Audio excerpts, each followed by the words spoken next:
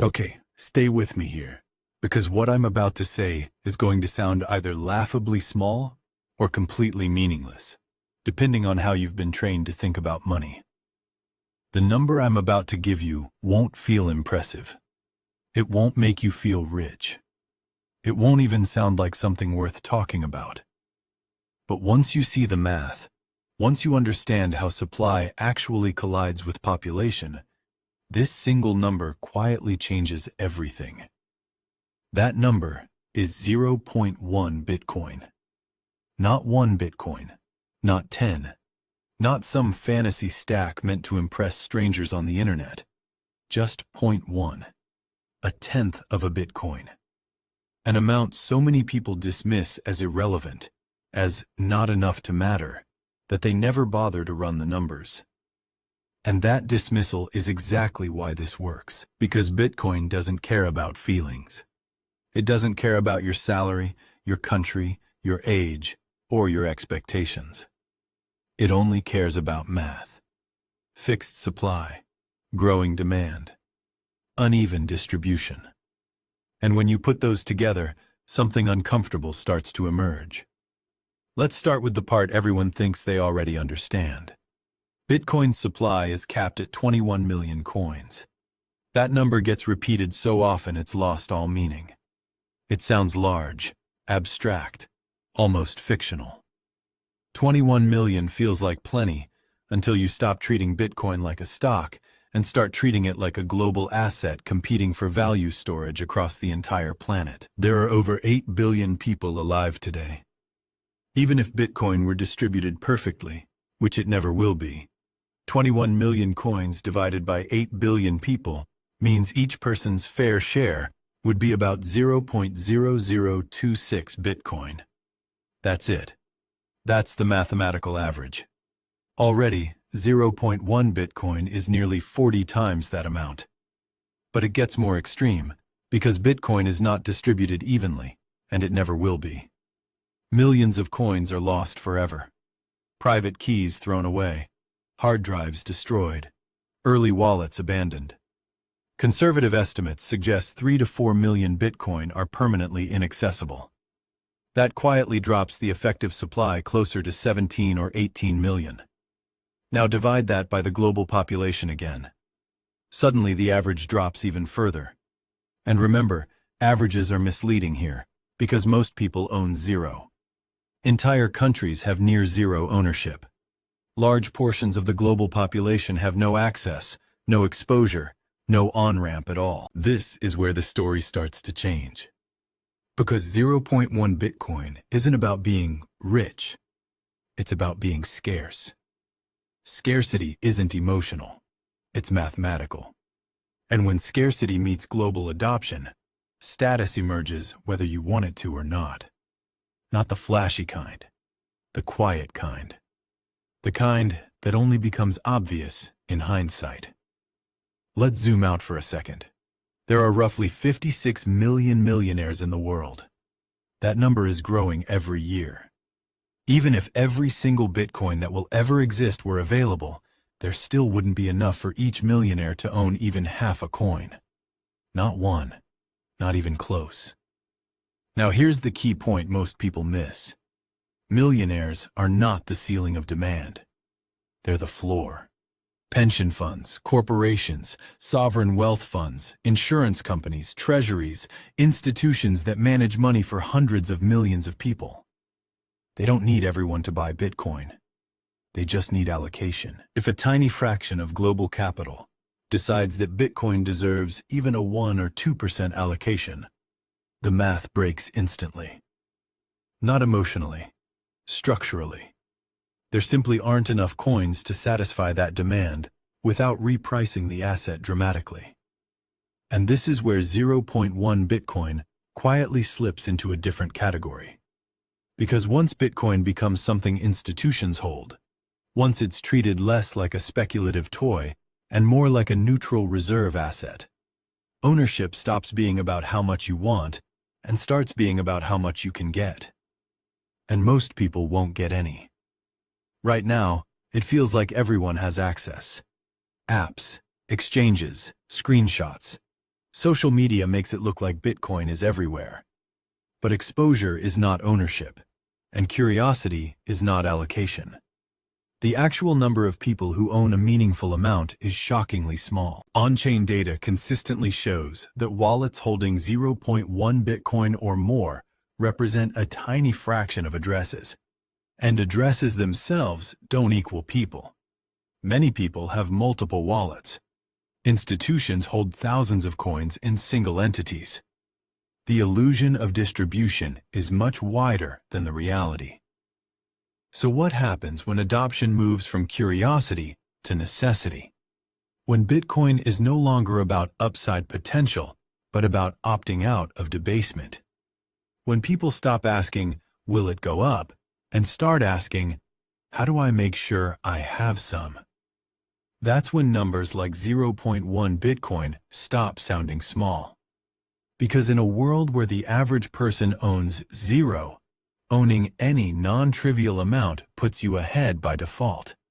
Not morally, not intellectually, mathematically. This is uncomfortable because it clashes with how we're taught to think about progress. We assume participation is equal. We assume opportunity spreads evenly. Bitcoin breaks that assumption. It doesn't distribute itself based on fairness. It distributes itself based on timing, understanding, and restraint. And restraint matters more than people realize. Most people who buy Bitcoin don't hold it long enough for scarcity to do its work. They trade it. They sell it. They treat it like a ticket instead of territory. Over time, ownership concentrates not because of conspiracy, but because of behavior. People who need quick results exit early. People who don't need validation can wait. Over years, that difference compounds brutally. That's why focusing on whole coin narratives misses the point. Whole coins are a psychological benchmark, not an economic one. The network doesn't care if you own one coin or a fraction. The supply math treats them exactly the same. What matters is relative position. Owning 0.1 Bitcoin places you in a smaller and smaller group as adoption expands. Not because the number changes, but because the denominator does. More people competing for the same fixed pool pushes thresholds downward. What feels ordinary today becomes statistically rare tomorrow. This has happened before with every scarce asset in history: land, gold, art, early internet equity. At first, participation feels optional. Later, it feels exclusive. Finally, it feels inaccessible. Bitcoin is still in the first phase for most of the world. That's why 0.1 sounds unimpressive. That's why people shrug at it. That's why they say, what's the point? The point is that scarcity doesn't announce itself. It creeps. And by the time it's obvious, the numbers that mattered are already behind you. We're not even talking about price yet. That's intentional. Price distracts from structure. What matters here is ownership density. How many people can realistically hold a given amount if Bitcoin continues to integrate into the global financial system? Run the numbers honestly. Remove lost coins. Remove institutional cold storage. Remove sovereign holdings if they come. Remove long-term holders who simply don't sell. What's left is a shrinking float competing against a growing audience. In that environment, 0.1 Bitcoin isn't small. It's positioned. And that's where things start to get interesting. What most people don't realize is that scarcity only becomes visible when it's already too late to react calmly. Before that point, it looks boring. It looks underwhelming. It looks like something you can always get later. And that illusion is the most expensive part of this entire story. Because adoption doesn't happen linearly. It never has. It moves in waves. Long periods of disinterest followed by sudden moments of urgency. And during those moments, people don't ask smart questions. They ask desperate ones. They don't say, what's the optimal allocation? They say, how much can I get right now? This is where the math turns unforgiving. Let's imagine a future that isn't extreme or dramatic. No hyperinflation headlines, no collapse narratives, just gradual, boring institutional integration. A few more ETFs, a few more pension funds, a few more governments acknowledging Bitcoin as a legitimate reserve asset alongside gold. Nothing explosive, just normalization. In that world, demand doesn't come from retail excitement. It comes from policy, from mandates, from portfolio rules that say, we must hold some. And when rules enter the picture, price becomes secondary to access. Now ask yourself a simple question. If even 1% of the global population decided they wanted to own 0.1 Bitcoin, would that be possible? The answer is no, not even close. 1% of 8 billion people is 80 million people. 80 million people each wanting 0.1 Bitcoin would require 8 million Bitcoin. That's nearly half of all coins that will ever realistically be available. And that ignores institutions entirely. Now push that number to 2%, or 5%, or even less if you include companies, funds, and states. The system simply cannot accommodate it. This is why percentages matter more than narratives. Most people are trained to think in price targets. If Bitcoin hits X, then Y happens. That's backwards. Price is the result, not the driver. The real driver is how many people decide they need exposure relative to how much supply exists. And here's the uncomfortable part. Most people will decide too late. Not because they're unintelligent, but because human beings are wired to wait for confirmation. We like signals. We like authority. We like being told it's safe. Bitcoin rewards the opposite behavior. It rewards those who move before permission is granted. That doesn't mean reckless. It means early. Owning 0.1 Bitcoin today feels optional. Owning 0.1 Bitcoin in a world where every major financial institution has exposure feels rare. Owning it in a world where governments hold it feels elite. Not because of bragging rights, but because of access. Access is the real status symbol of the future. Think about how this played out with real estate. There was a time when owning property wasn't impressive. It was normal. Then, population growth, urbanization, and capital concentration slowly turned housing into an asset class instead of shelter. By the time people realized something had changed, prices had already moved beyond reach. Bitcoin is compressing that entire process into a much shorter time frame. And unlike real estate, Bitcoin has no way to increase supply in response to demand.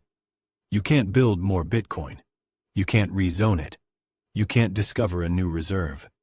The issuance schedule is fixed, transparent, and decreasing. Every 4 years, fewer coins enter the system. At the same time, more people learn about it. More institutions evaluate it. More capital looks for neutral, borderless assets. This creates a quiet pressure that most people underestimate because it doesn't feel urgent yet.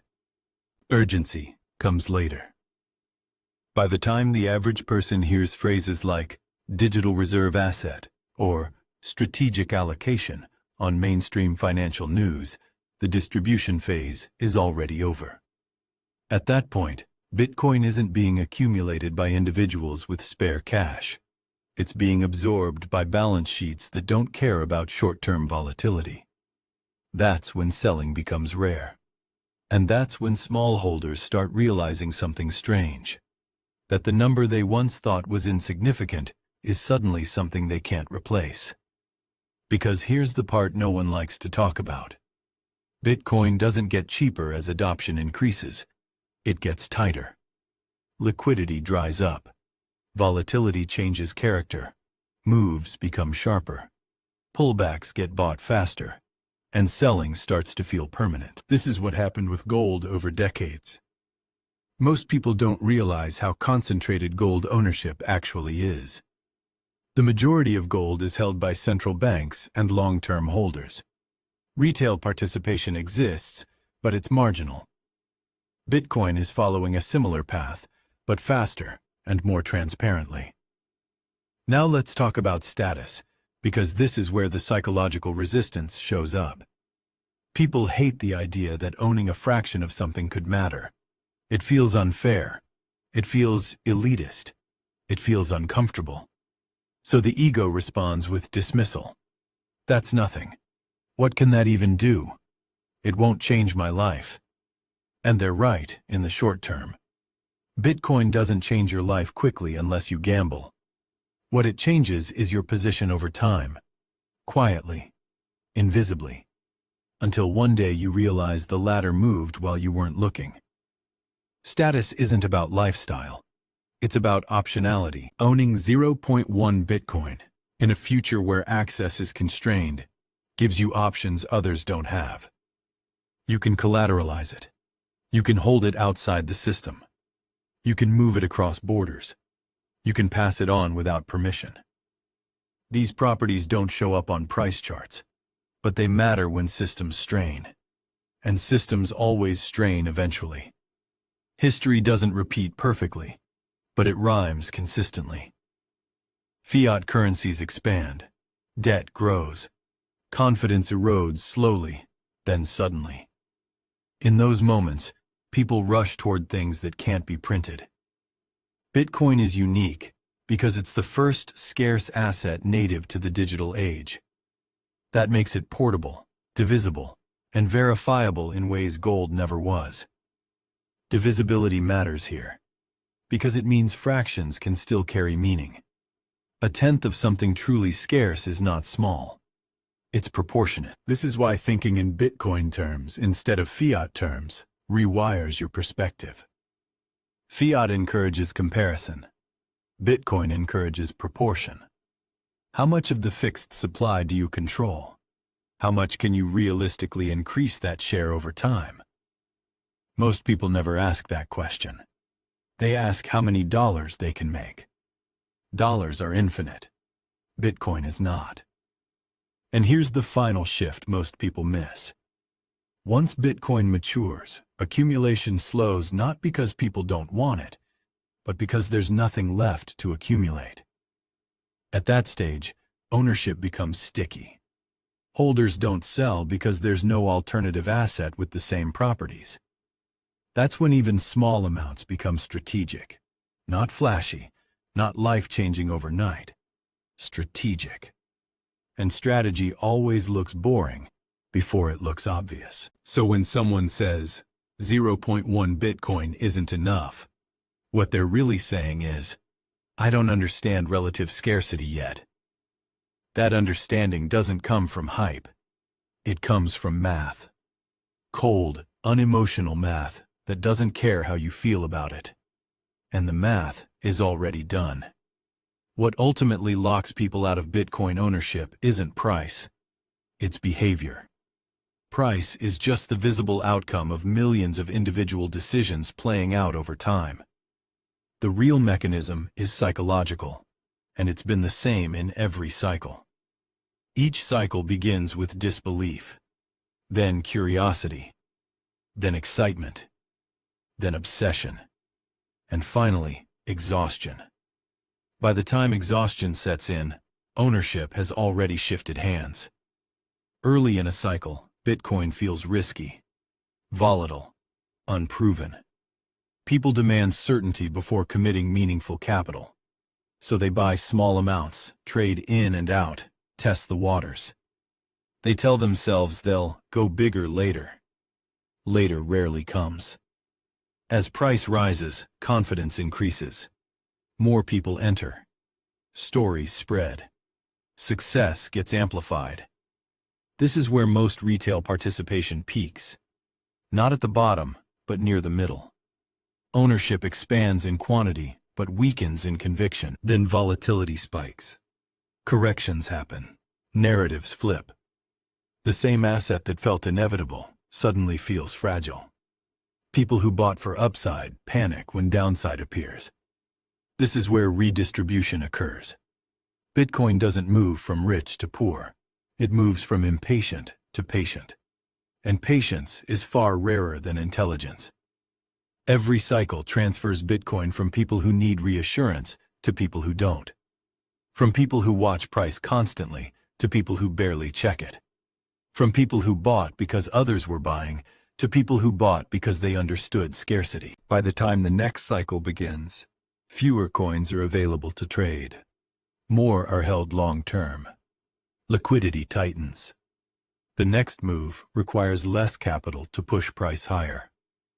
This is why each cycle behaves differently, yet follows the same emotional arc. This is also why most people who touch Bitcoin never accumulate meaningful amounts. They don't lose money, they lose position. They sell, then plan to rebuy lower. Sometimes they succeed once. That success reinforces the behavior. Eventually, the market moves without them. They hesitate. They wait for confirmation. Price runs. Their allocation shrinks relative to the system. Meanwhile, the people who quietly accumulated small amounts and never sold slowly move ahead. This is where 0.1 Bitcoin becomes a dividing line. Not officially, not announced, but functionally. Because most participants never hold continuously long enough to reach that threshold and keep it. They touch it, then exit. Or they approach it, then reallocate. Or they hit it during a peak and lose it during a drawdown. Holding requires emotional insulation. It requires being comfortable with boredom, with doubt, with watching others celebrate short-term wins while you do nothing.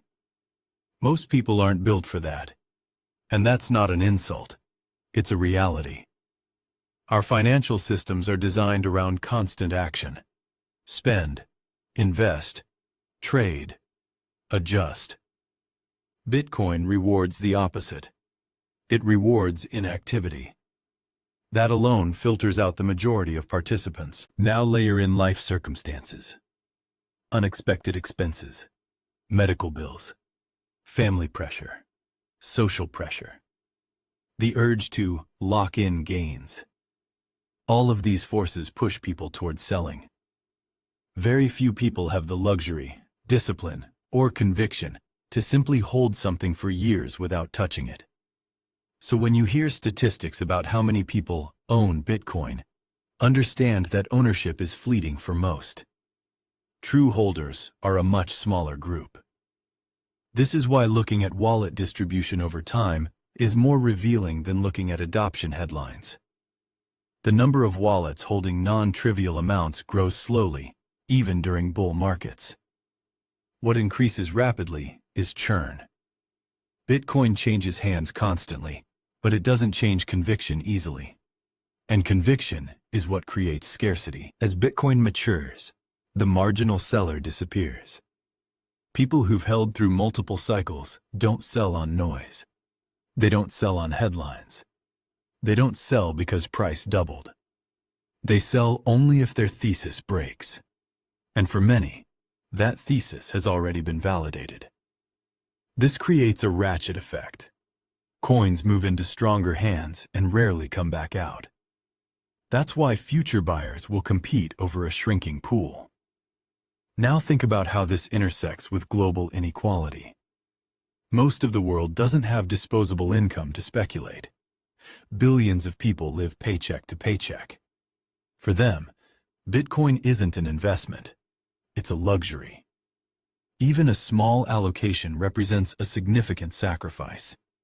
This means early ownership skews heavily toward a minority of the global population with access, education, and capital. That's not ideological.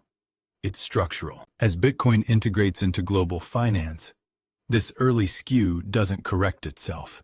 It hardens. Late adopters don't get the same opportunity to accumulate. They get exposure through products, funds, or derivatives. Ownership and exposure are not the same thing. This is why 0.1 Bitcoin matters more than people expect. It's not just a number. It's a threshold beyond which ownership becomes increasingly uncommon. Not because of price alone, but because of competition. Every new buyer increases competition for the same finite resource. Every long-term holder reduces available supply. Over time, the market becomes less forgiving. The window to accumulate closes quietly. No announcement, no countdown. Just a slow tightening until one day people realize the question has shifted from, "Should I buy?" to, "Can I still buy?" That's when regret shows up.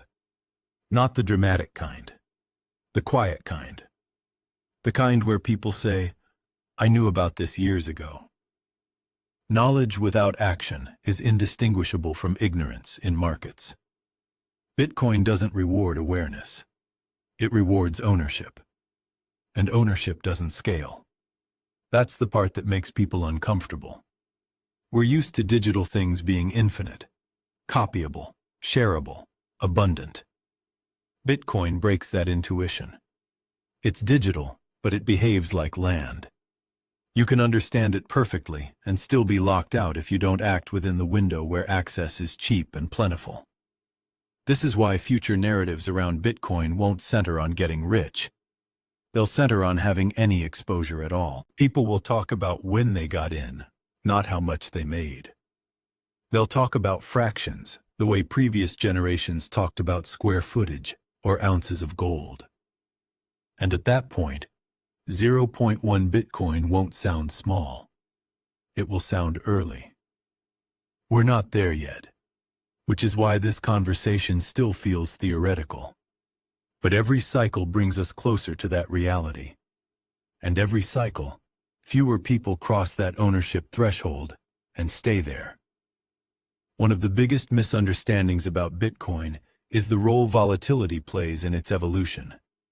Most people see volatility as risk, something to avoid, something that makes an asset unreliable. But in reality, volatility is the engine that concentrates ownership. Every sharp move up invites new participants who don't yet understand what they're holding. Every sharp move down tests conviction. And every test forces a decision: hold or sell. Those decisions are not evenly distributed. People with short time horizons feel volatility as stress. People with long time horizons experience it as noise.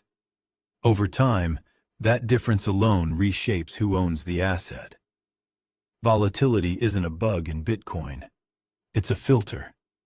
Each violent drawdown shakes out people who bought for momentum rather than structure. Each recovery rewards those who didn't need immediate validation. The result is that Bitcoin steadily migrates into hands that are less likely to sell. This is why the supply available on exchanges tends to trend downward over long periods, even as adoption headlines increase. Coins move off platforms and into cold storage. They stop circulating. They become inert. From the outside, it looks like nothing is happening. Under the surface, ownership is hardening. Media narratives completely miss this. Mainstream coverage focuses on price because price is easy to explain. It fits into headlines. Bitcoin up X%. Bitcoin crashes Y%. What they don't talk about is who sold, who bought, and whether those coins are likely to come back to market. Most of the time, they don't. This creates a dangerous illusion for late entrants. They assume that because Bitcoin has fallen before, it will always offer another easy entry. They anchor to past prices instead of present conditions. But the market doesn't reset distribution each cycle. It builds on it. Think of it like musical chairs, but with a twist. The number of chairs never increases, and some chairs are permanently removed after each round. New players join, music plays faster, and when it stops, more people are left standing than before. Eventually, the game stops being fun. This is where the idea of waiting for the next crash starts to break down. Crashes still happen, but they occur at higher plateaus. Each one transfers fewer coins because fewer are willing to sell. The magnitude looks similar in percentage terms, but the structural impact is different. Late buyers who expect a repeat of early cycle behavior are fighting the wrong war. And this is why access, not timing, becomes the dominant factor. Owning 0.1 Bitcoin before Bitcoin is fully normalized matters, because after normalization, acquiring that same amount requires competing with entities that don't blink at volatility. Institutions don't panic sell, they rebalance. Governments don't chase momentum, they accumulate strategically. Their presence changes the market's character. Once those players become significant, retail behavior becomes less relevant.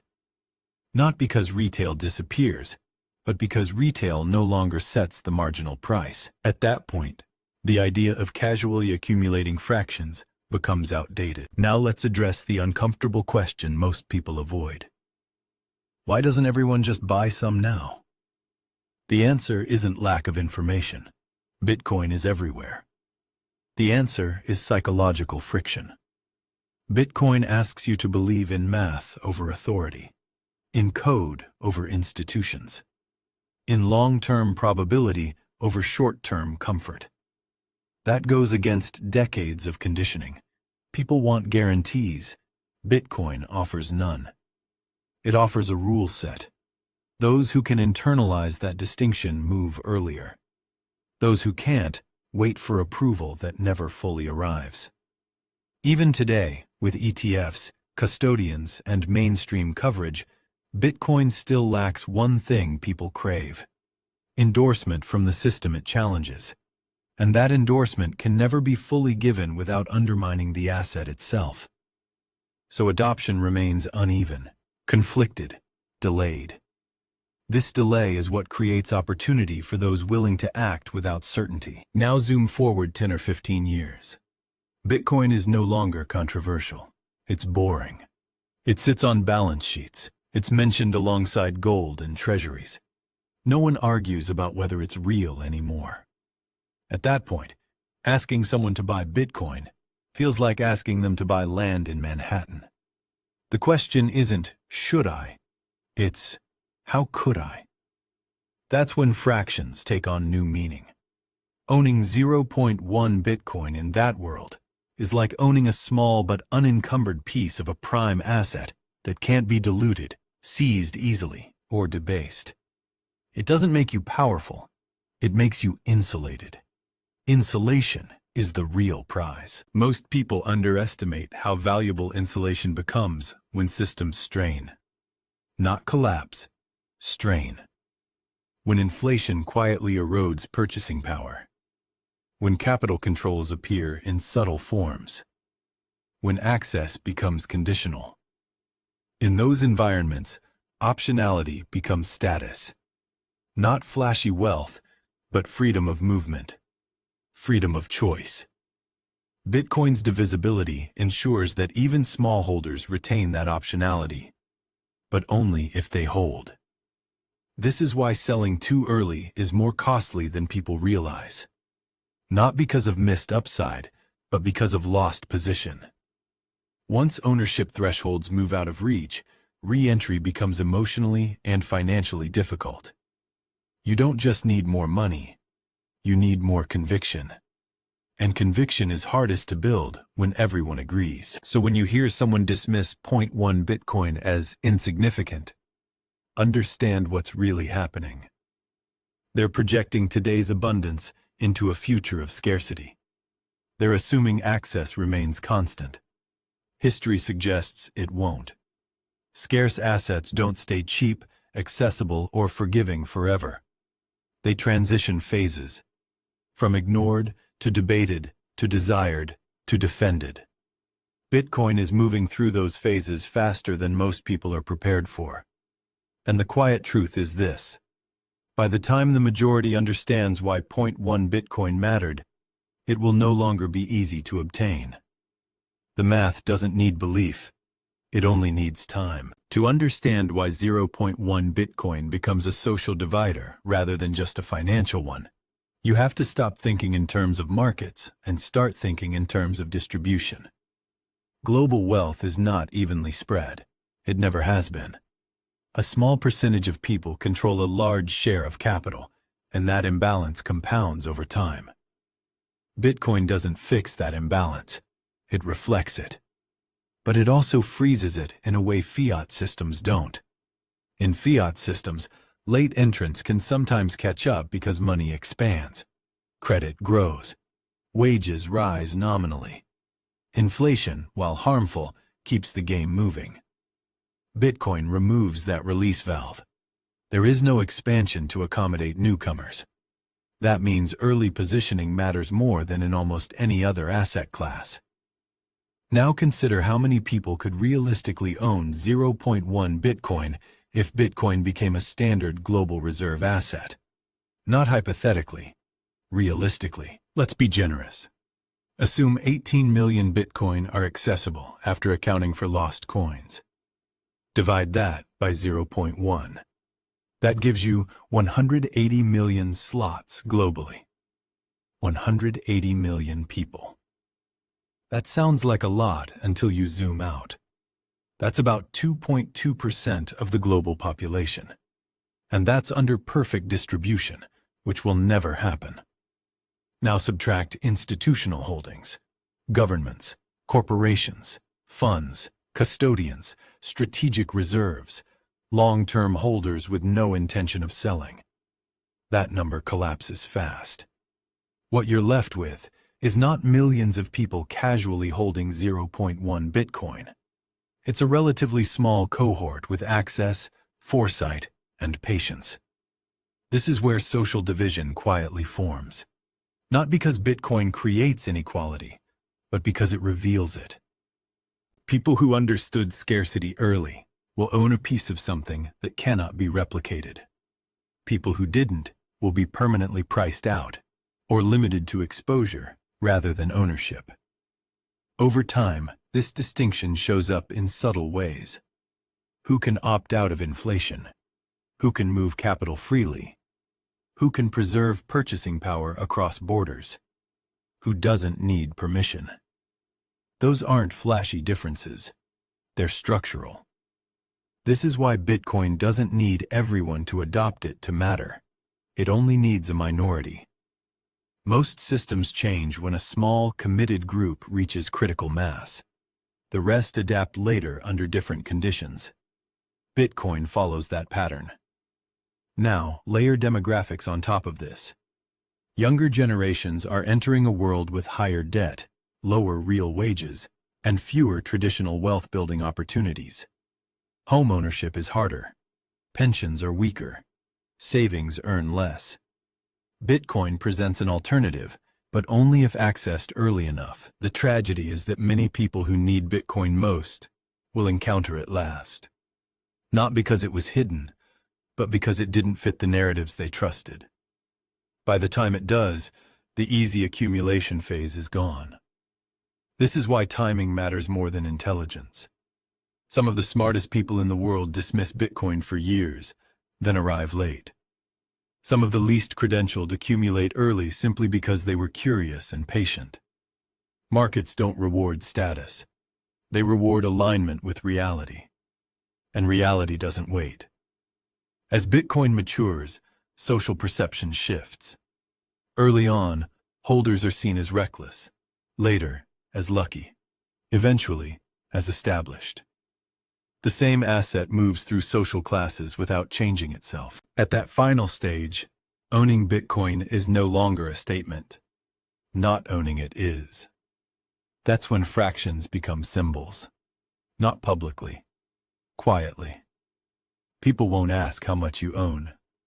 They'll infer based on your options, your risk tolerance, your freedom of movement, your insulation from financial stress. This is how wealth has always signaled itself in mature systems, not through display, but through absence of constraint. Bitcoin accelerates this process because it removes intermediaries. There's no gatekeeper, no credential, no application, just ownership or not. And ownership becomes binary. Either you have some or you don't. That's why 0.1 Bitcoin matters more than it seems. It's not about luxury. It's about membership. Membership in a finite network that doesn't expand to accommodate demand. Now consider how narratives will flip. Today, people ask, "Why do you own Bitcoin?" In the future, they'll ask, "Why don't you?" That shift happens quietly, then suddenly. And when it does, social pressure works in reverse. Late adopters feel embarrassment rather than pride, regret rather than excitement. They minimize their exposure because it feels safer than admitting they missed something structural. This creates a strange dynamic where ownership becomes more private as it becomes more valuable.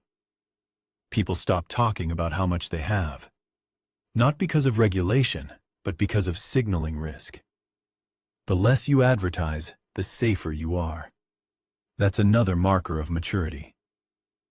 Now bring this back to the individual level. If you own 0.1 Bitcoin in a mature Bitcoin world, you're not early anymore. You're simply positioned. You're not special. You're just not excluded. That's the goal most people miss. Bitcoin isn't about being first. It's about not being last. Most people won't be last because they're stupid. They'll be last because they assumed access would always exist. Every scarce asset teaches this lesson eventually. The question is whether you learn it from history or from experience. Because experience is always more expensive. One of the strangest things about Bitcoin is that the numbers that matter most are the ones people ignore the longest. Not because they're hidden, but because they don't feel dramatic. There's no fireworks attached to them. No urgency. No status signal. Just quiet math. That's why 0.1 Bitcoin stays psychologically invisible for so long. It doesn't trigger greed the way a full coin does. It doesn't trigger fear the way zero does. It lives in this mental blind spot where people assume they can always get there later. And that assumption is exactly what makes it unreachable for most.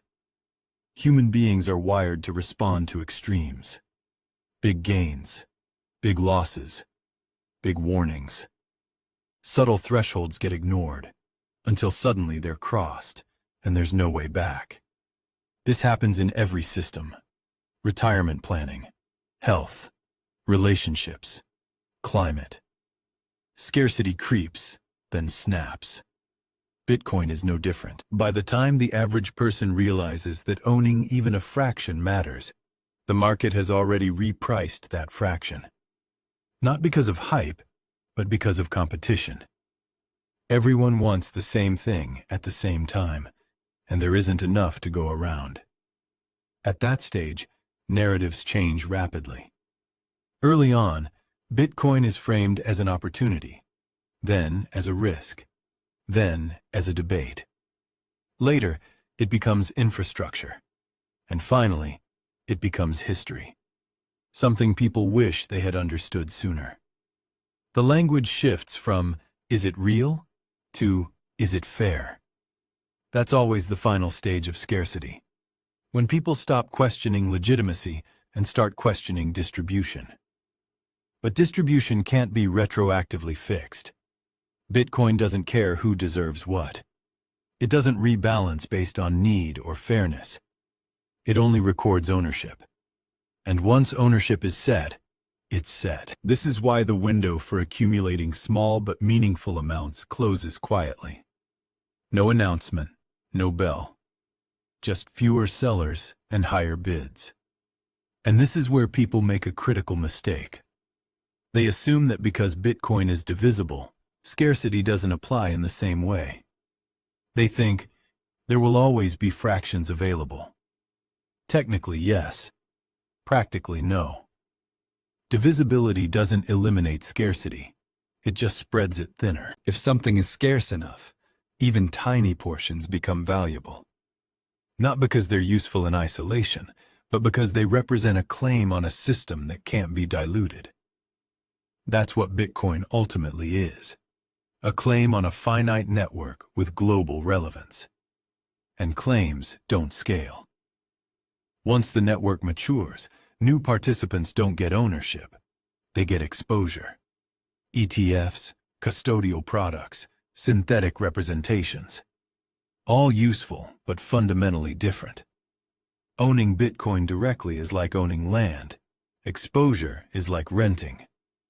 Both have utility, but only one gives you control. 0.1 Bitcoin is a line between those two worlds.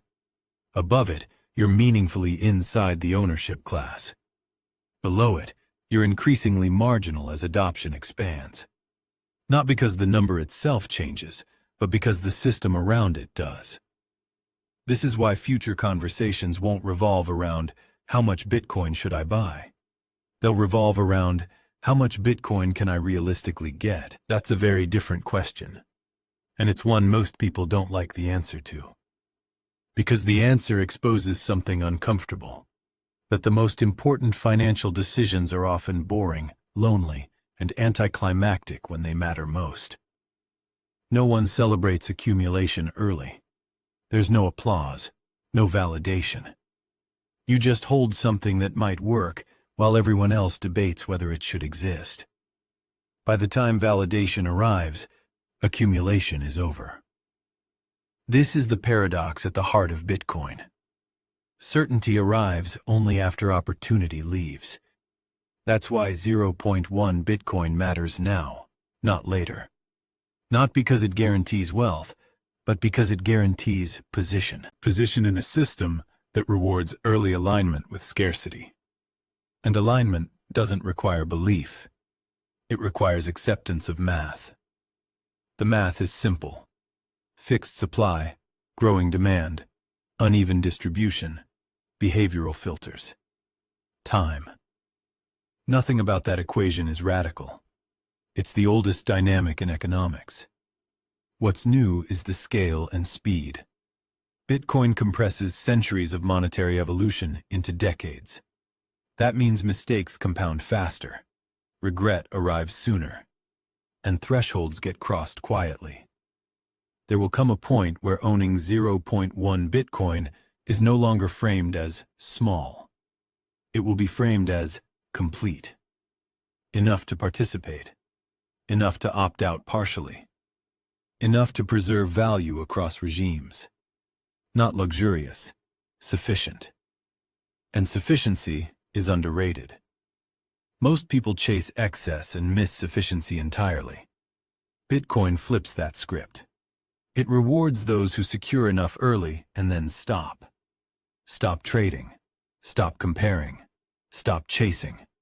Just hold position. That's why this number changes everything. Not because it's magical, but because it's realistic. It's within reach before the door narrows. It's attainable without spectacle. And it's enough to matter in a future where most people have nothing. This isn't a call to action. It's an observation. History doesn't announce its turning points. It leaves clues. 0.1 Bitcoin is one of them. And the people who notice early won't look smart at first. They'll look cautious, underwhelmed, maybe even wrong.